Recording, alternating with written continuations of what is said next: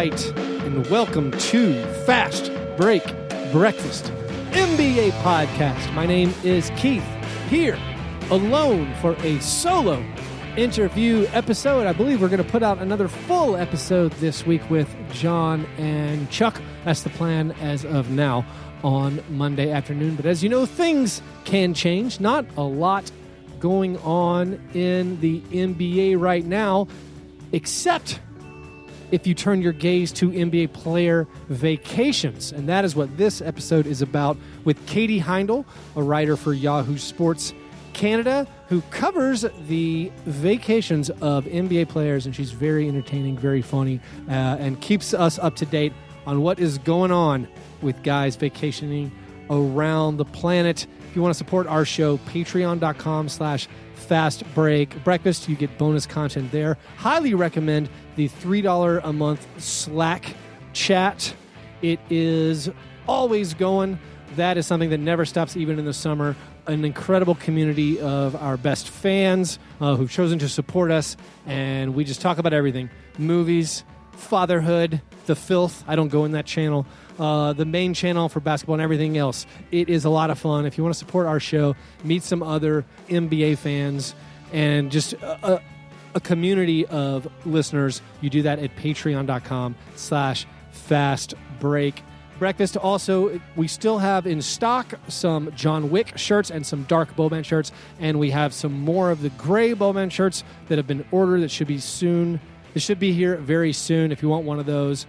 $15 shipping included to the U.S. only if you are a Patreon supporter. If you're not a Patreon supporter and you still want one of these awesome T-shirts, seen being held by the likes of Mark Cuban and Rick Carlisle, you can get one for $20, and that includes your shipping to the U.S. If you're outside of the U.S. And you want to pay more for shipping, I'll take care of you. To get one of those shirts, email me at fastbreakbreak@gmail.com or just slide into my DMs on Twitter at fastbreakbreak. All right, now let's talk summer vacations with Katie Heindl. My guest today writes the NBA Summer Vacation Watch for Yahoo Sports Canada, also covers the Raptors and the whole NBA for an assortment of other places. Katie Heindl, a first-time guest. Katie, how's it going? It's going great. It's summer. I'm feeling good. You are feeling good. Is this your peak season? What with the NBA Vacation Watch? Not everyone can take off during the season like LeBron James and take their vacations. Yeah, for me, it's like this is when my true, like I love to write about basketball, talk about basketball all the time, but this is truly like my mainstay of like this basketball pleasure time. Yeah. So I've done this before for my listeners. I've ranked my different parts of the NBA calendar. Mm-hmm. So playoffs, finals is somewhere around 4th or 5th for me as far as enjoyment. I'm at like draft, free agency, summer league is 1. I bundle those together. Then maybe the start, maybe preseason is 2. First month of the season is 3. The dog days of like a Pacers Knicks game in February is like 4, and then playoffs is 5. I would give July summer off season 6, but you say that's the top for you. So it's what's your tier of the various parts of the calendar if summertime is number 1? Yeah, like this year, like being a Raptors fan, this year threw me for a loop because usually the playoffs are just like you're so hurt by now as a Raptors fan. Or like by then you're like, I don't really care about basketball anymore. So regularly, yeah. Summer vacation, I gotta say, summer vacation is probably number 2 because 1 for me is always when basketball starts again because you're just like momentum is just building and you're like, even after I've like covered summer vacations all summer, you're still just like, God damn it, I want basketball back. Then I gotta say, I have a real affinity for the All-Star game, mostly the dunk contest. Okay. Just the dunk contests. So that's probably 3. I guess playoffs like maybe 3 or 4. My first summer league this year, that's going to rank pretty high. This was your first time you've ever been? Yeah, man. So we met, just for the listener, we met in person in Vegas. You were buddies with the Round Ball Rock buddies, also my buddies, and I connected through them. But I didn't know then it was your first time at the NBA Summer League. Yeah, and now we're all buddies, and it's sweet. It is sweet. Yeah, there's nothing like getting all excited for the start of the regular season and looking at the rosters and being like, man, I want to see the Phoenix Suns play so bad. I want to see what the Phoenix Suns look like. And then it lasts for like one day or like one game. You're like, man, the Orlando Magic, how's that going to work? And then I want to see it. And then like, I'm good. Like, I'm all right. Kind of got the idea. But I think this season, like this, just with everything that happened in free agency, for me, free agency ranks pretty high, but I feel like I'm a bit of a poser because I'm like, yeah, free agency. And then it starts and I get so fucking stressed out and like upset as things are happening. And I like feel like I can't keep up and I get like genuine anxiety by things going on, especially when the Raptors are involved. So the player movement brought you down. The whole Kawhi watch was not a joy. It was like a joy, and also like, I mean, we'll get to that, but like, okay. I think I enjoy the excitement of it, but then a part of me is a bit like, it's like when you're like excited to go on a roller coaster, but then you have like the first few loops and you're like, okay, can I get off now? And you can't. Yeah. But you feel trapped on the course of the roller coaster that is NBA free agency. And all the adrenaline coursing through your veins from it. Right. But yeah, I think this year, like all these teams, it's so crazy everything that happened in the offseason. So I think there's going to be a real prolonged period of first game excitement. It's going to be great. We start our shows, if you don't know, talking about breakfast. We're actually a little far into the show to not have mentioned it yet. Katie, did you have breakfast? Yeah, I did. What'd you have? I had a great breakfast today. I had an espresso, I had a smoothie, and I had some toast. That's wonderful breakfast. Is that an everyday occurrence? Is that this is how I'm starting off my week on Monday morning, or is that I am making my debut on Fast Break Breakfast? It was typically a stronger breakfast than usual. You know, I'm always going to have the coffee in there, espresso, Americano. I have a pretty decent espresso machine at home, so that helps. The smoothie, I feel like it's either going to be smoothie or toast. It's like, but today it was both because I just felt like I needed it. That's great. That's good. That's good breakfast content. I appreciate it. Okay, so you've got the NBA summer vacation watch. Incredibly entertaining. This is really good for me because I hide from so much of pop culture. I don't know what's going on. I also hide from like any off the court stuff. Like I don't read it. Like if there's a TMZ NBA article, I don't click on it. So a lot of times I don't even know what's going on. My mother-in-law asked me about a Grizzlies player who was in the news. I wasn't sure what she was talking about. It turns out it was Dylan Brooks, who has made some salacious moves this offseason. And so my mother-in-law, who knows nothing about the NBA, like knew a thing about the Grizzlies, a team that I guess kind of cover. And so I feel bad. But I like how you have perused the social media. You've compiled all the facts to present to me and anyone else who clicks on the articles this summer vacation stuff. Got to say, it's very entertaining stuff. I feel myself sucked in. I might unmute all the TMZ Twitter accounts. I don't know. I might do it. But how did you get started in this vacation watch? Do you consider yourself a pioneer in the field?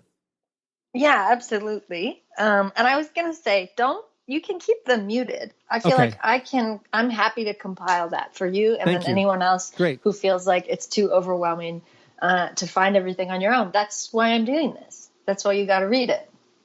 I think I'm the first and only thus far, and I feel like maybe I should copyright it so there aren't any copycats coming along. But I don't know. I guess I just I more so enjoy the off the court stuff and the antics, because I feel like what makes the NBA so special is you're already so close, or seemingly you feel much closer to players, and you have this more access, I think, as a fan. And I probably started from a little bit of desperation of wondering what dudes were doing in the off season and missing basketball, probably also stemming from being a Raptors fan. So our season typically ends in April. So by the time summer rolls around, being extremely hungry for anything having to do with basketball, and then realizing that it's such an intense period of time, because a lot of these dudes, there is sort of a 3-month window, but a lot of them only have about a month and a half to take vacations. And when they're going to take vacations, for the most part, they're taking really fucking good vacations. So what's the hottest vacation so far? What's the best vacation that you're seeing that's going on right now? Yeah. So right in this moment, Jimmy Butler has decided to finally go on vacation. Jimmy won. So every summer I'll award Summer Vacation Watch MVP at the end of summer. And Jimmy won last year, mostly for his time in like Italy and Greece. And now he like was in London. Then he went to Amsterdam. And then now he's in Belgium. But he's doing this weird thing where every day at, I guess, whatever the tea time was he was taking in London, he has high tea at whatever European city he's in, which I'm a little bit like, okay, Jimmy, I don't want to see this bit anymore. I want to see you just like chilling out. But like he seems to be having a good time.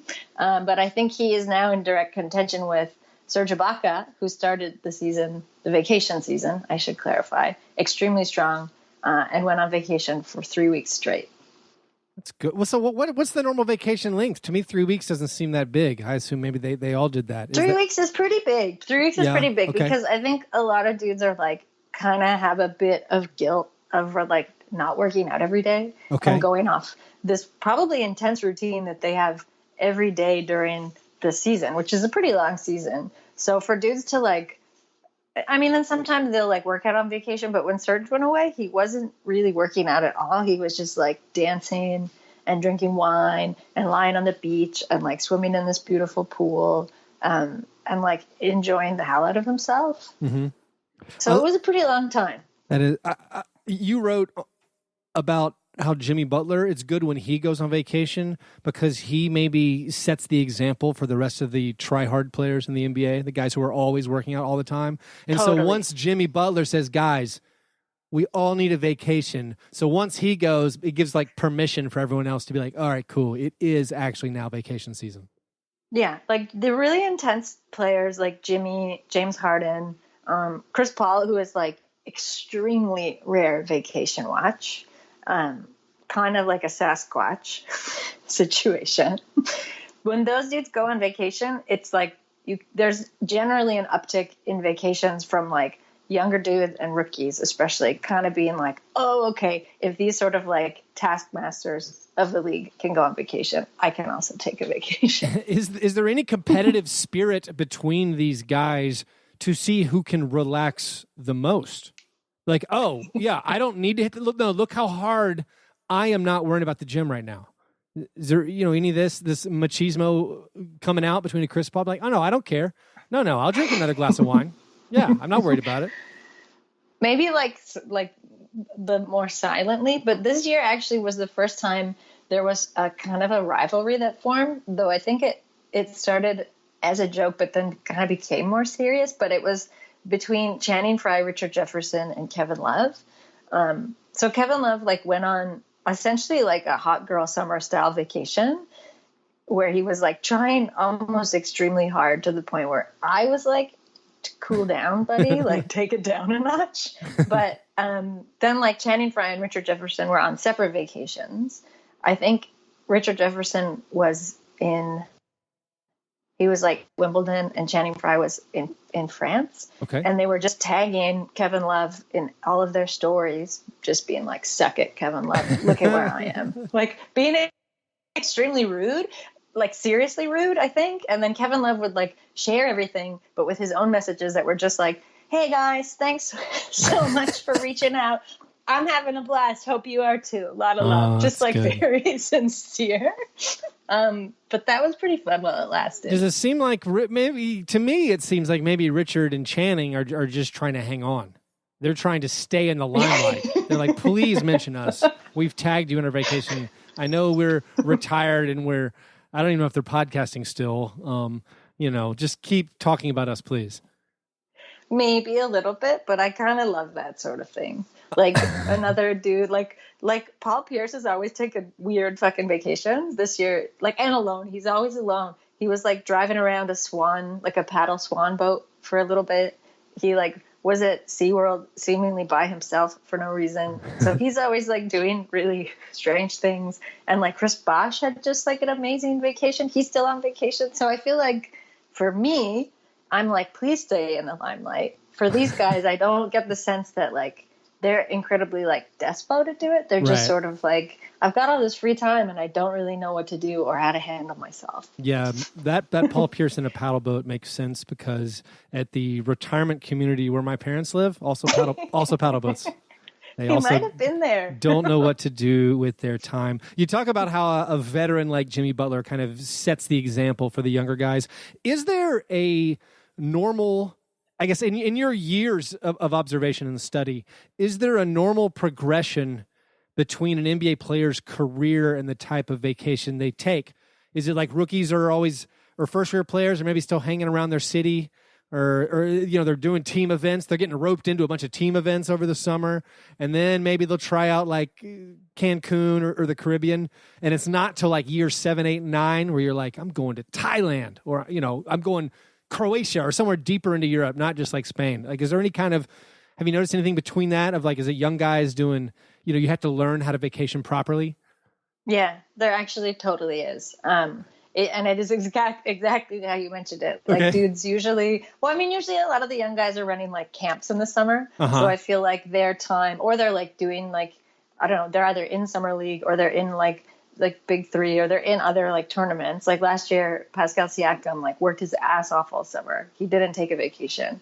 He had like the best year of his career. And then he took like an amazing vacation, and he took like an extremely, I would say, kind of luxurious vacation, which I was really happy about for him. But mostly like young dudes and rookies, they're like staying close to home. They're like, kind of vacation is like going to get an ice cream and really like enjoying it. Oh, I think I saw, Trae Young got an ice cream. That was it. Yeah. But like Trae Young got a pink berry. Yeah. Yeah, he got a pink berry and he loaded up on toppings. But like that kind of happens a lot, and it's pretty endearing because you could see like, okay, they're just like getting their toes wet, and then maybe they'll go to Cabo. Cabo's like a big sort of first year in the league vacation. It's the wine cooler of vacations. Yeah. But I have to say there's been like, I think the real, I'm like, we're observing it in real time. The vacation growth of D'Angelo Russell and Devin Booker has been extremely weird and kind of gross and surprising to me. Let's dive into that. So these are, Devin Booker's one of my least favorite NBA players. And I'm not a huge fan of D'Angelo Russell. The things that you've uncovered in your vacation watch have made me like them even less. Tell the Fast Break Breakfast listeners, what are these guys up to? And tell me, why are they doing it? So I think this all started, at least to me, when D'Angelo Russell, I think he got a new house. He like bought a beautiful house like up in the hills in LA, and he's like a beautiful infinity pool. And it seems like he's hosting a lot more this summer. Okay. And it may be the first time he hasn't had roommates. I honestly didn't know him and Devin Booker were such close friends. Maybe they weren't. Maybe they've become extremely close this summer. But their first like foray into the off season was going to one of these like go paint it yourself style like paint cafes. I know they have them in Toronto. I think they have them. I don't know. Maybe they haven't hit every market yet, but they're really annoying. And like a lot of like bachelorette parties go there, right, or like people's old aunts, or like, recently retired people who like want to do this kind of thing, I feel like. But they went and they both painted. It like wasn't detailed, but something about it was also like too detailed and gross. But they both painted the same butt. Yeah. The same woman's butt with a thong with like slightly different details. Like Devin Booker put DB on the thong, on the back of the thong as a nice, I guess that was his like signing it. He's like, oh yeah, an artist should sign their painting. Yeah, so he did. Yeah. Which was like gross and weird. But then it wasn't just that they were like proudly showing them off on D'Angelo Russell's new like back deck, and they were drinking red wine. So they painted the what I mean, I don't want to. It could have been any woman, but it seems perhaps like a stripper. It's definitely the same photo. Like they were both looking at the same picture between them. Yeah. So they paint this woman's butt wearing high heels, and then they take it somewhere else. Yeah, and pose with it, drinking wine. like bro, look what we did. Like they're really proud, and neither of them seems to be like this might seem weird to anyone else looking at this photo, or like maybe people won't like us or find us even more annoying. So I thought maybe it would end there, but then like they took a helicopter to Napa together, and they were there for like a full weekend doing like full, like, again, older aunt style wine country visit. Yeah. And like D'Angelo Russell's holding up bottles, taking pictures of them with like the hills in the background, and Devin Booker is just like weirdly lurking. Kind of looks like he's super dehydrated in every picture, just like kind of off to the side. Like Devin Booker doesn't really look like he's having a good time in wine country, but D'Angelo Russell definitely was. So I have to say, like, they both, they gross me out, but I'm also weirdly fascinated by what's happening. It's a strange pairing. It honestly makes me sad that the Warriors were able to pull off the sign-and trade thing, and we never got a chance for the Suns to actually team them up. Like, that would have gone down in flames, I think, in the Arizona desert. Wouldn't have been great. Are there any other unusual like pairings of guys? And I ask this a lot for my wife, who's like tangentially aware of the NBA because of how much it's in my life. But she only likes the stories of people hanging out off the court and also siblings. So are there any just unusual pairings or pairings you wouldn't have guessed of players who've been going on vacation? Yeah, it's always nice when they kind of like, so you get a sense they're like on their own vacation, and then they just like happen to bump into someone, even though it definitely didn't happen that way. But it happened at the beginning of summer with one of my all-time faves, Greg Monroe. He went to, first he went to Paris, and he just like always had like really choice outfits on, and he was just kind of wandering around alone. I mean, he wasn't alone because someone was always taking nice photos of him. But he then went down like to Monaco, and he ended up like on a speedboat. But the video he shared, he's just like ripping around on this speedboat in these like beautiful pristine waters, and then he like cuts up, and it's like Otto Porter Jr. throwing the horns like at the front of the boat, driving the boat. And he just looks so stoked. And I was like, how did this happen? Because these are like two of my favorite, like, yeah, I feel like good energy, complete opposite end of the spectrum of D'Angelo Russell and Devin Booker. That's awesome. Now, this is unrelated. My Greg Monroe story is, I think maybe the first year I went to Summer League, he was on the Bucks. It was the We Own the Future Bucks. Nice. That ended up they ended up not living up to the high expectations. But during the Summer League game, Giannis Antetokounmpo was a rookie, and he was on the bench. And I was sitting behind all the Bucks free agents that they acquired. It's actually my Twitter header photo, if anyone wants to check this out. But anyway, I'm sitting behind all these Bucks veterans, and Greg Monroe's yelling at Giannis. And Greg Monroe has a really deep voice, and I don't have that deep of a voice, but he's like, Giannis, hey, Giannis, hey, Giannis. And so Giannis finally turns around and he goes, you getting the hookers tonight? And he's joking, but he's trying to make him uncomfortable. And Giannis is doing that little precious, like, if you remember, the baby Giannis face, just adorable little guy. And he's like waving his hand like over his mouth, and he's pointing. He says, I'm mic'd up. So he was mic'd up, I guess, for the Summer League game, and he couldn't laugh or joke. But all the guys on the team, they were fired up about that. Oh no! I do have a spoiler alert kind of pairing that just happened last night. Oh yeah, what is it? Yeah, it is. So I love JaVale McGee. Also, when he goes on vacation, it's usually a good time. Except he landed in Mykonos, and last night he went to a rave, and he's on the stage with Diplo, which I do not like. Spoiler alert. That's going in this week's watch. No, thanks. That's a Fast Break Breakfast exclusive from Katie Heindl, the writer for NBA Summer Vacation Watch. What's the worst NBA vacation that you've observed, either this year or any other year? Yeah, it's definitely a tie between two vacations Kelly Olynyk has taken. He does seem like he would take the worst vacations. I'm judging him by his appearance, but keep going. Yeah, he sucks. But he this year he went to the island just off in Bermuda where all the swimming pigs are, and a lot of NBA players go there. So I think it's definitely a spot, which is fine. Except for usually you see people interacting with these pigs in as much as they'll kind of stand shyly beside them and get someone to take their picture. Right. But Kelly Olynyk is like, also, please put this in your head. He's wearing like a really shitty like straw hat. He like I don't even think he got it at the airport. I assumed as much, but keep going. Yeah, I think Let me guess. Is he wearing very long jorts? Yeah, he's got jorts on, and he's just wearing like a regular like Hanes like white undershirt tank top kind of thing. It's just Does he have a guitar strung Nick Nurse style near him? Sounds like maybe a ukulele.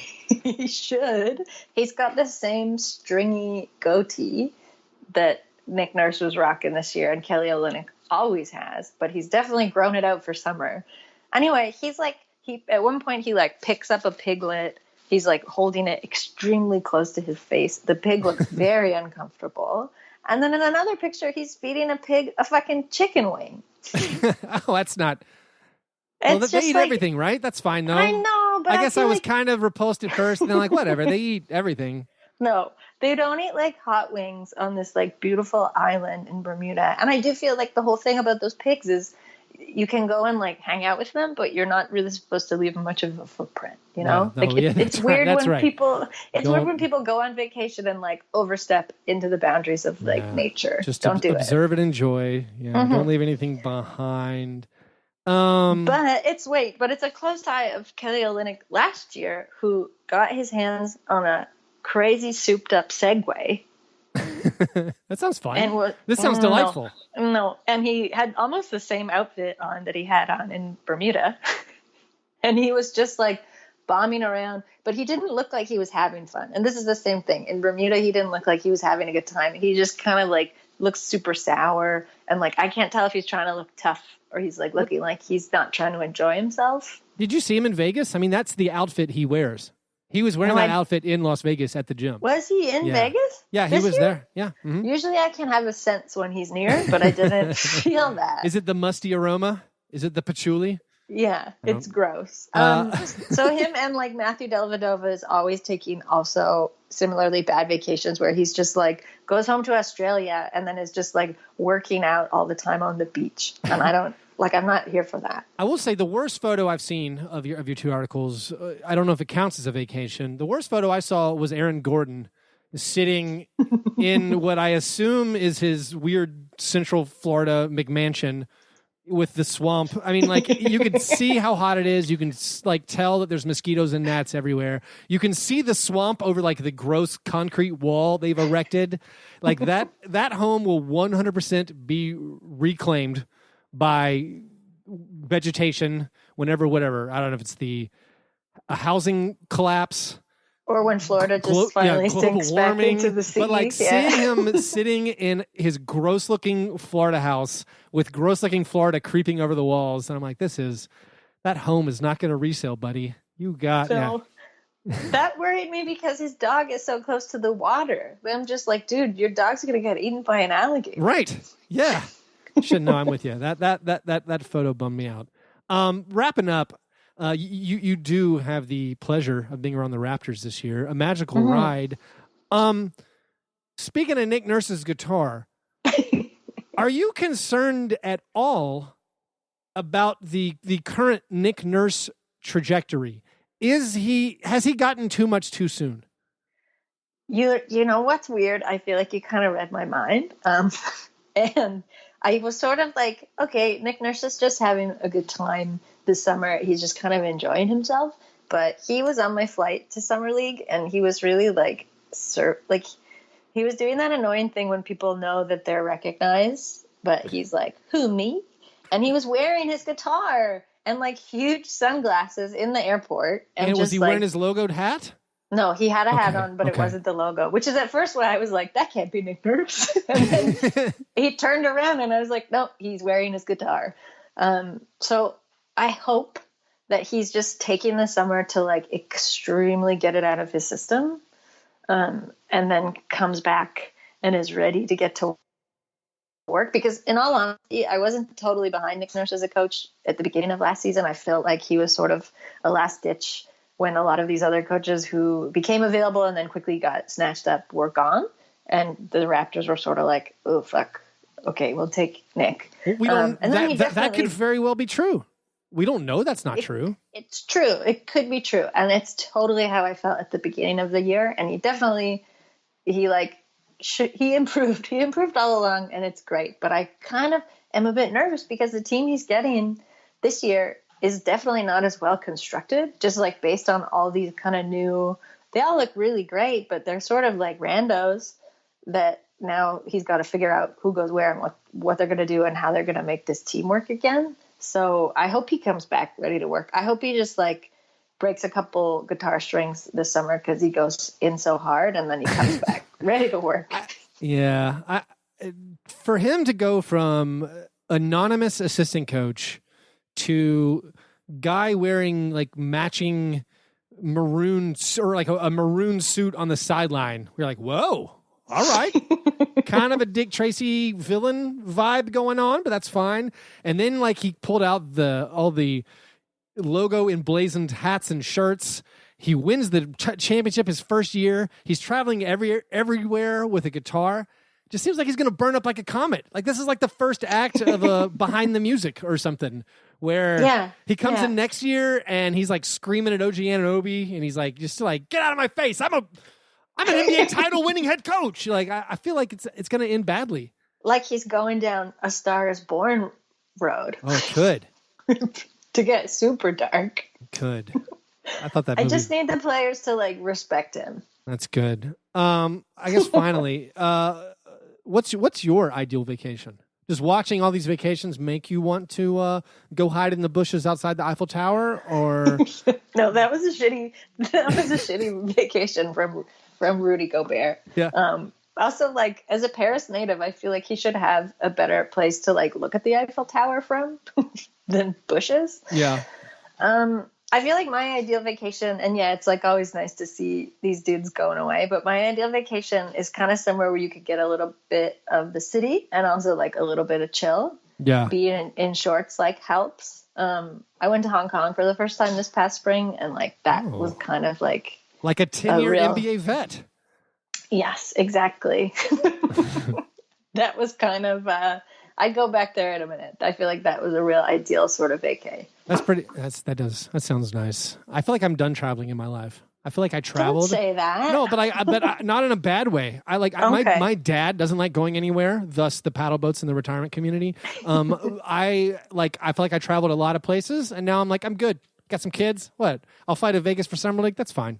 I don't need to explore anymore. I might have lost. Vegas is like a whole world unto itself. Actually, I do have one more question. One of my favorite players who came to the Raptors, Marc Gasol, part of the championship celebration last summer, instead of a vacation, he was pulling migrants out of the water, out of the Mediterranean. People who European countries had left to die on the sea, and he was saving lives. And last summer, I had the bad take that, what if this changes his life and he just doesn't care about basketball? I was actually worried he would come back to the Grizzlies to be like, oh, what are we, barely 500? What do I care? I saved human lives this summer with my actual hands. But it turned out he ended up winning an NBA championship. Do you think there's any correlation between the summer vacation and on-court performance in the coming season? No, because I've kind of studied, I guess you could say I've studied this. This is like a byproduct of the watch. Yeah. And I wish there was a correlation, but there unfortunately has not been yet. But I feel like Marc Gasol is a really good example because it's kind of the ideal way to take your summer and then get back to basketball is like he sort of takes everything in stride. He could have very easily been like, what we're doing here is not important. Like, I don't really care about this anymore. And yet, like, you still have Marc Gasol chugging a bottle of rosé on the championship bus. Yeah. Enjoying like the hell out of a parade. And he can like, you can have one foot in like both of those worlds, like the seriousness of what he did last summer and just like the joy of what he accomplished this year. And you can like marry those two things together really nicely without like being a crazy Devin Booker, D'Angelo Russell style, like douche about it. That's a good bow tie on the proceedings. Thanks, Katie, for coming on and for sharing your expertise with us. You also have a basketball newsletter, Basketball Feelings. Tell people how they can sign up for that, and also where they can find your summer vacation watch. Yeah, so Summer Vacation Watch is on Yahoo Sports Canada. I'm told this confuses some people, but you can find it there every week for hopefully the next 4 weeks, maybe 5. We'll see how the vacation season goes. And then Basketball Feelings, you can just Google Basketball Feelings Katie Heindl, or you can sign up for it at tinyletter.com/basketballfeelings. That's perfect. Well, thanks again, and look forward to you coming back on. Thanks for having me. All right. Thanks to Katie for coming on. You can follow her on Twitter at WTEVS. I read that as whatevs. And definitely sign up for her newsletter, Basketball Feelings, and check out the NBA Summer Vacation Watch. It's a lot of fun. If you want to support our show, patreon.com/fastbreakbreakfast. I will probably be dropping another volume of Grits and Grind, the Patreon-only Grizzlies podcast, maybe this week or next week. Also, if you want a shirt, a Boban or a John Wick, very high-quality tri-blend t-shirt, hit me up on Twitter at FastBreakBreak in the DMs, or email me fastbreakbreak@gmail.com. We're sending shirts to Canada, Australia, Mexico, England, Croatia. So even though I said it was U.S. only, we'll work it out. If you're willing to pay the shipping to the corner of the planet you are on, I will get you one of those shirts. They're $20 for non-Patreon supporters. That includes shipping plus extra if you're international. $15 for our Patreon supporters. That includes shipping to the U.S. Again, hit me up. All right, you guys are the best. Thanks for listening. And remember, breakfast is the most important thing.